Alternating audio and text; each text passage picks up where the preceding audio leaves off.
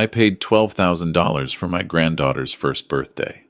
The venue, the catering, that ridiculous 4-tier cake shaped like a carousel. Drove 40 minutes from my place in East Nashville to the Belmont Country Club in my work van because my truck was in the shop, parked between a Porsche and a Range Rover.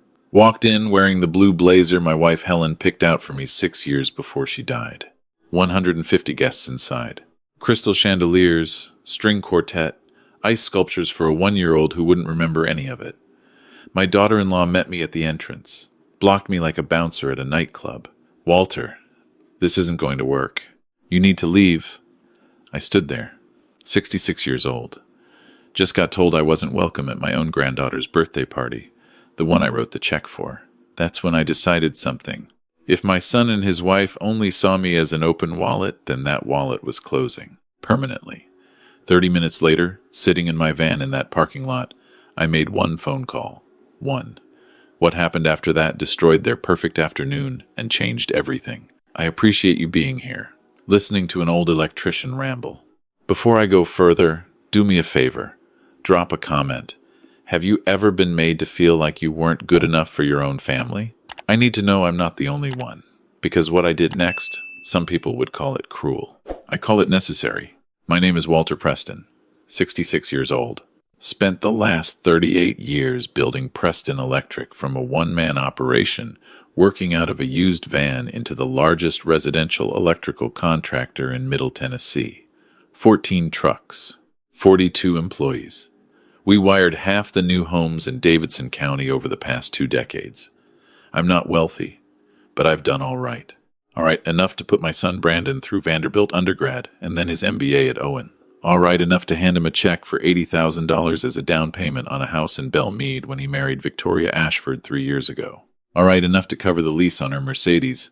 All right, enough to write a $12,000 check for a first birthday party at a country club I'd never be invited to join. That Saturday morning, I showered off the job site dust from Friday, put on khakis and that blue blazer, and drove west on I-40 toward the Belmont Country Club. Helen would have told me to get a haircut first. She was probably right. She usually was. Cancer took her 6 years ago, and I still talk to her every morning over coffee. Old habit, good habit. The parking lot looked like a luxury dealership.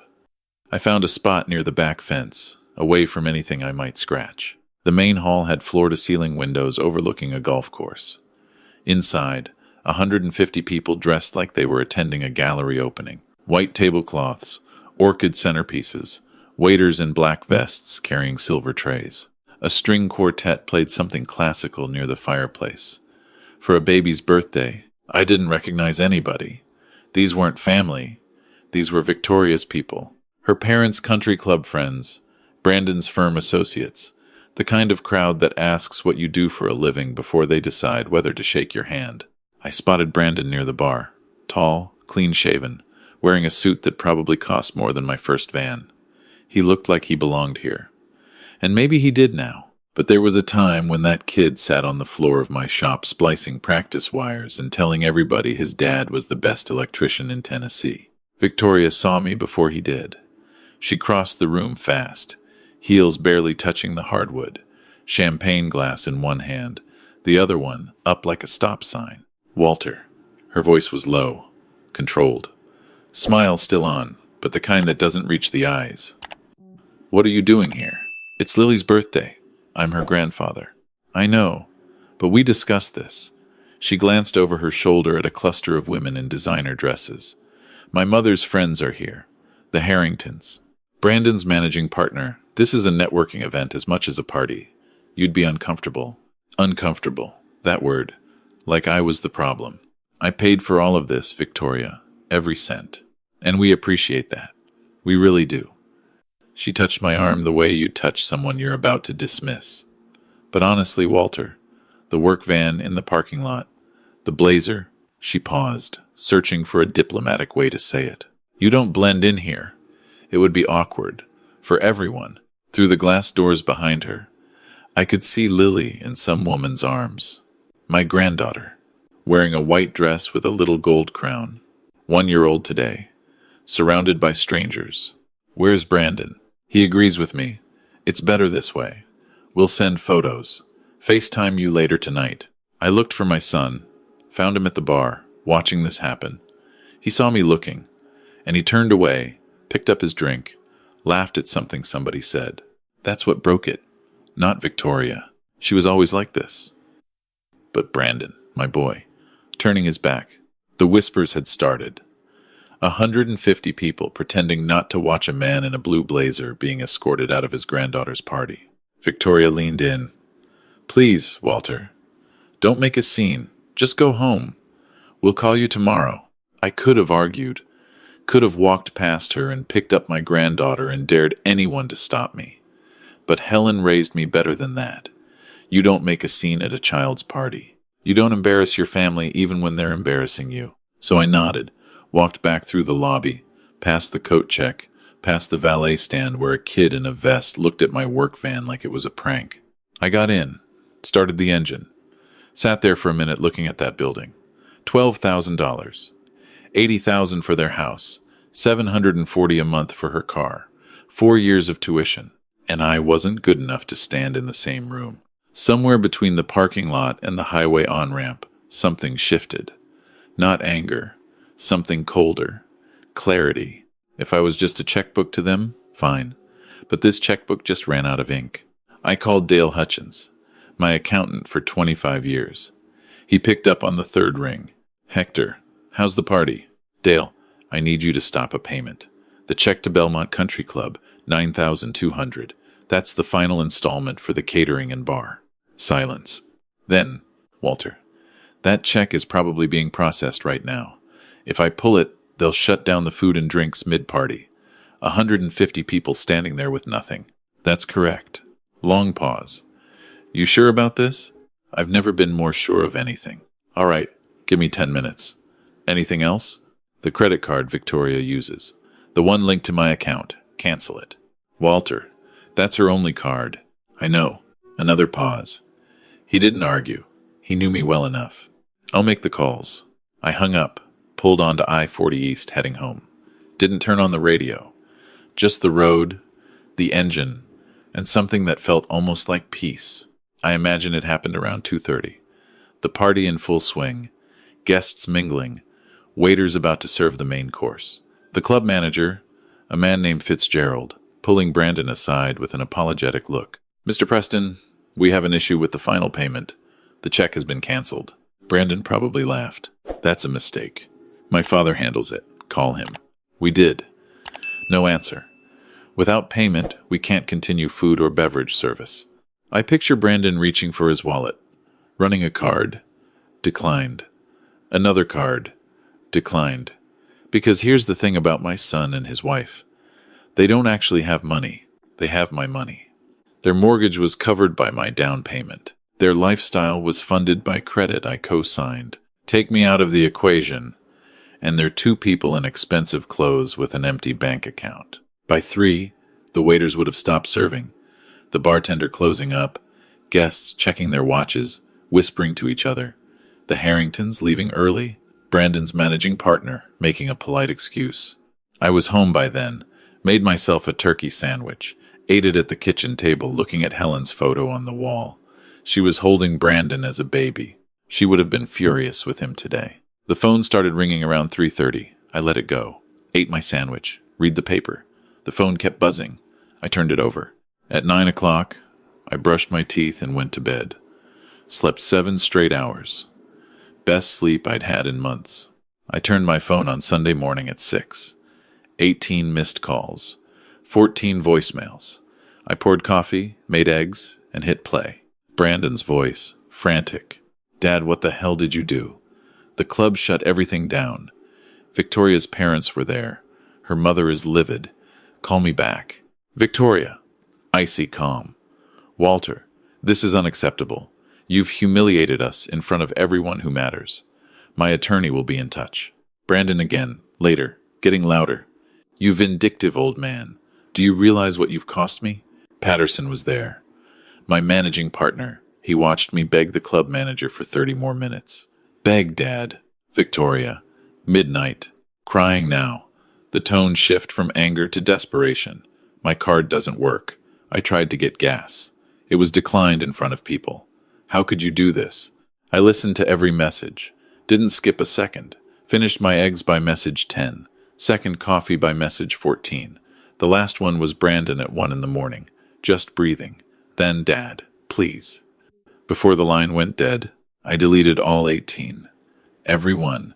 Poured a third cup of coffee and walked out to my workshop. I had a bookshelf to finish. Helen's anniversary was coming up. I always made something. Around noon, tires screeched into my driveway. 2 doors slammed. The pounding on my front door shook the frame. I dried my hands, walked slow, let them knock.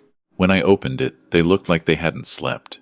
Brandon's suit jacket was gone, shirt untucked, eyes red. Victoria still wore yesterday's dress, makeup smeared, hair coming undone from whatever fancy arrangement it had been in. Brandon pushed past me. What is wrong with you? Do you have any idea what you've done to us? I closed the door, stood in my living room with my arms at my sides. I know exactly what I've done. Victoria stayed by the door, arms crossed. You're going to fix this. Call the club, apologize, pay them. Then call my parents and explain that this was a misunderstanding. I looked at her. Then I looked at my son. You let her throw me out of Lily's birthday party. In front of 150 people. You watched it happen and you turned your back. Brandon couldn't meet my eyes. She said it would be easier if, she said. I cut him off. And what did you say? What did you do to defend your father? The man who paid for your education, your house, your wife's car, and that ridiculous party for a baby who won't remember a single second of it? Silence. That house in Belmead. My voice was steady.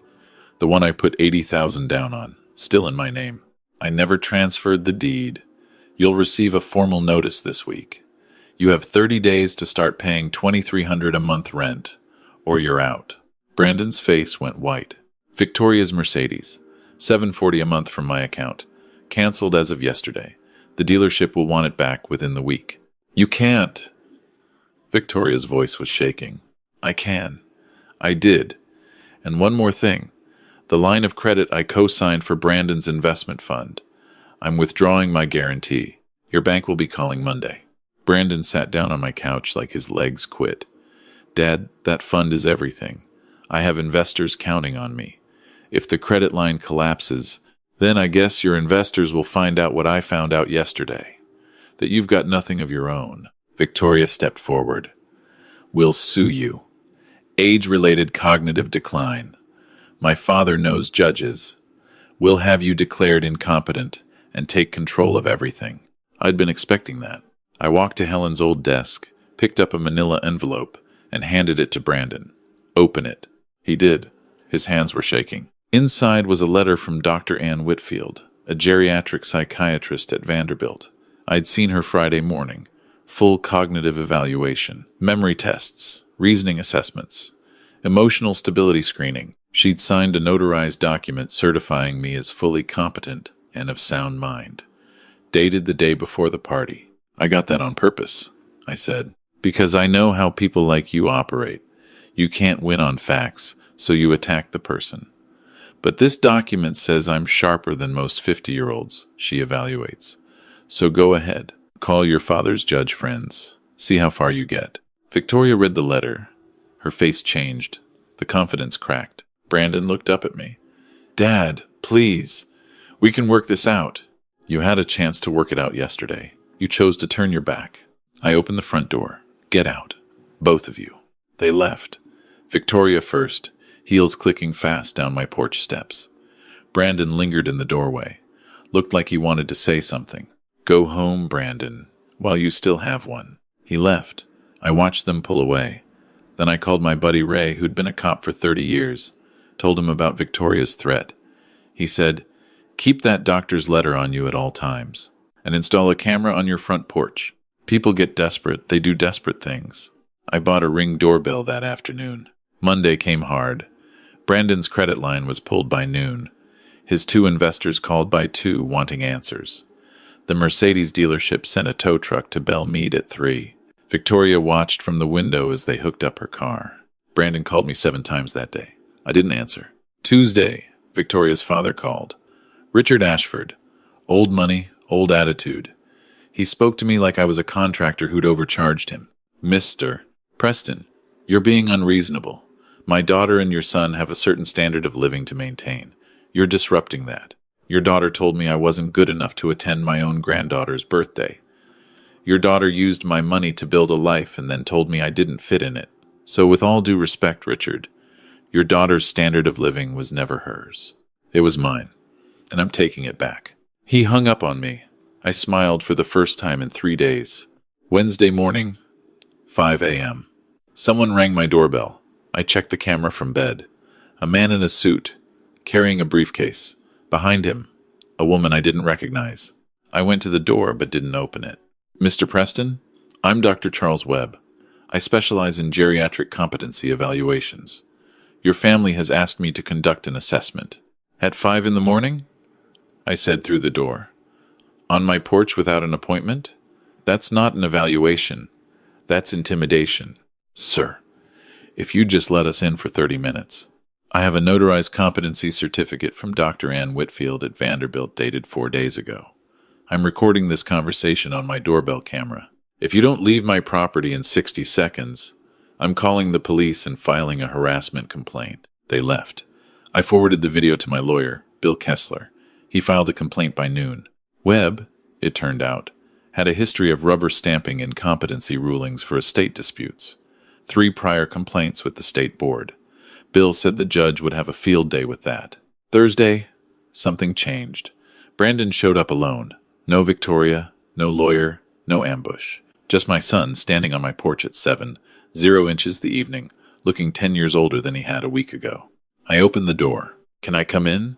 I stepped aside. He sat on my couch. The same couch where he used to watch cartoons while Helen made pancakes. He put his head in his hands. The fund is gone, Dad. Investors pulled out. The house. We can't afford it. Victoria's father offered to help, but only if she divorces me. He says I'm a liability. That last part. I could see it in his face. The humiliation. Not from losing money. From hearing his father-in-law call him what he was. I sat across from him. Didn't say anything. Let him talk. She blames me. Victoria. Says I should have stood up to you at the party. That none of this would have happened if I'd just handled you. Handled me. That's the word she used. And what do you think? He looked up. Eyes red. I think I deserved this. I stood there and watched her tell my father to leave. I didn't say a word. I turned around and picked up my drink like you were nobody. And you're not nobody. You're the reason I exist. First honest thing he'd said in years. I didn't respond right away. Went to the kitchen. Made 2 cups of coffee. Came back. Set one in front of him. Here's what's going to happen. I laid it out. The house. 30 days to decide. Pay rent or move. No more free ride. The fund, the investment career, the networking, the country club life. That's over. At least for now. And Victoria. She either gets on board with this new reality, or she doesn't. That's between you and her. But my granddaughter stays in my life. Non-negotiable. Then I told him about the job. Preston Electric needed a project coordinator. Entry level. $38,000 a year. He'd report to my foreman, Carl Webb, a man who'd been with me 22 years and didn't care whose son anybody was. Brandon stared at me. Dad, I have an MBA from Vanderbilt. And you're broke, with no job, no investors, and a father-in-law who wants your wife to leave you.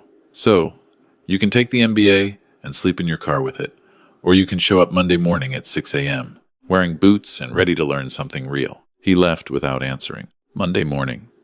I got to the shop at 5:30, made coffee, stood by the window. At 5:52, a beat-up Civic pulled in. Brandon's old college car. He must have pulled it out of storage. He got out wearing jeans, a flannel shirt, and work boots that looked brand new. Wrong boots for a job site, but it was all he had. Carl was waiting. You the boss's kid? Brandon nodded. Good for you. Doesn't matter here. Grab that clipboard. We've got 6 inspections today. You're driving. He didn't complain. Didn't mention Vanderbilt. Didn't mention the fund. Just grabbed the clipboard and got in the truck. Week 1 was rough. He didn't know a conduit from a junction box. The guys ribbed him. Called him the MBA. He took it. Ate lunch alone in his car. Week 2, Carl let him shadow a residential install. Brandon stood in an attic in July, heat, sweat pouring, handing up wire. Didn't quit. Week 3, Victoria filed for divorce. Richard Ashford got his wish. She took Lily and moved to her parents' estate in Brentwood. Brandon showed up to work the next day with his eyes swollen shut. Carl took one look at him and said, "You good?" Brandon said, "I'm here." Carl nodded. That was enough. By month 2, Brandon could read a blueprint. By month 3, he was coordinating jobs without Carl hovering. The guys stopped calling him the MBA, started calling him Preston like everybody else. The custody hearing came in October. Victoria's lawyers painted Brandon as unstable, unemployed, and unfit. Brandon's lawyer presented pay stubs from Preston Electric, a lease on a one-bedroom apartment he'd signed on his own, and a character reference from Carl Webb that made the judge actually smile. Shared custody, every other week, and alternating holidays. The first weekend Brandon had Lily, he brought her to my house. She was 14 months old, walking now, getting into everything. He set her down in my living room, and she went straight for Helen's photo on the mantel, pointed at it, and said something that sounded like pretty. Brandon watched her. Then he looked at me. "I'm sorry, Dad. For the party, for Victoria, for all of it. I forgot who I was. I forgot where I came from.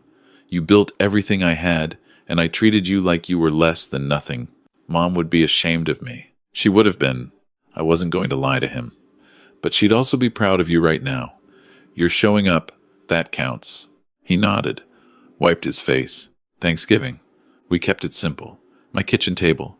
Turkey I cooked myself. Helen's recipe, the one with the herb butter she swore by. Brandon brought mashed potatoes. Lumpy, too much salt, but he made them. Lily sat in a high chair, smashing sweet potatoes into her hair. Carl and his wife came, Ray and his daughter. 8 people around a table meant for 6. Paper plates because I didn't have enough china. Brandon stood up near the end, cleared his throat. He's not good at speeches. Never was. "A year ago, I was living in a house I didn't pay for, driving a car I didn't earn, married to a woman who told my father he wasn't welcome in our life. I had 150 people at my daughter's birthday party, and not one of them would have helped me move a couch." He looked around the table. "There are 8 people here tonight, and every single one of you would." Carl raised his glass of sweet tea and carried the couch up the stairs. Everyone laughed. Even Brandon. After dinner, while he was washing dishes, he told me something. "I'm going to buy that house back, Dad. The one in Belmead. Not for the address. Because you put $80,000 of your life into it, and I want to earn it. Every dollar. You don't have to do that." "I know. I want to." I dried a plate, handed him another one. Lily was asleep on the couch behind us, clutching a stuffed bear Carl's wife brought her. December, Brandon got promoted to site supervisor. Carl told me privately, "Kid's got talent. Doesn't know everything, but he listens. That's rarer than you think." The Saturday before Christmas, Brandon brought Lily to the shop. She was 17 months old, toddling around, fascinated by everything. He put a tiny hard hat on her head. She looked up at me and laughed. I picked her up. "Hey, Ladybug, you like Grandpa's shop?" She grabbed my ear, said something that might have been Pa. Brandon watched us. His eyes were wet, but he was smiling. I thought about that country club. 150 strangers, string quartet, ice sculptures, $12,000 for a party where my granddaughter's own grandfather wasn't allowed to hold her. Today, she was in my arms in a shop that smelled like copper wire and coffee, wearing a $3 hard hat, and it was perfect. People ask me if I regret what I did, cutting off my son, shutting down that party, nearly losing my family over pride. It wasn't pride. It was principle. There's a difference. Pride says, "I'll never forgive you." Principle says, "I love you enough to let you fall so you can learn to stand." My son lost his house, his wife, his career, and his dignity in the span of a week. And from that rubble, he built something real, something that was actually his, not mine, not Victoria's father's. His. Helen used to say something that stuck with me. Love isn't giving people what they want.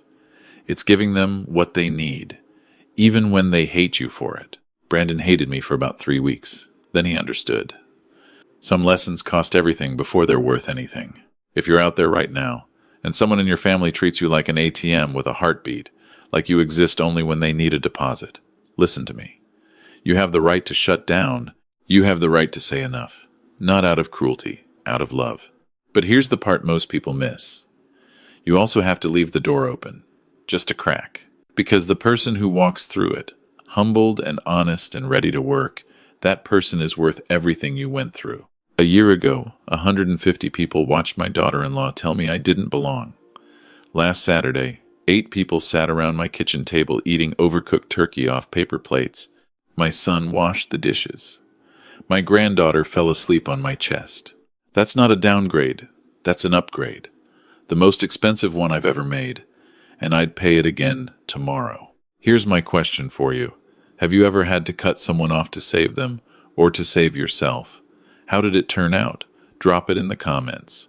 I read every single one. And if this story hit you somewhere, share it.